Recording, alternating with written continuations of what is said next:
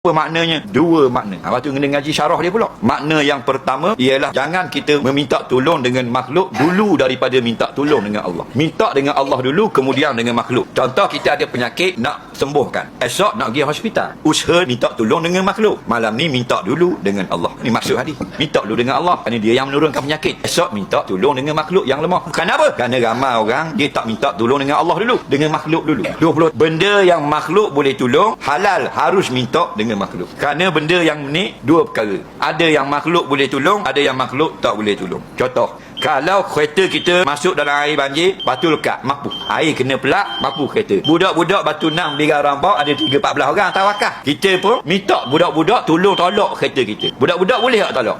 Boleh ha? Halal minta tolong dengan makhluk. Kita contoh iaitu memberi rezeki. Haram minta dengan makhluk. Kerana Allah saja yang boleh beri rezeki. Lagi memberi kehidupan, memberi zuriat dan seumpamanya.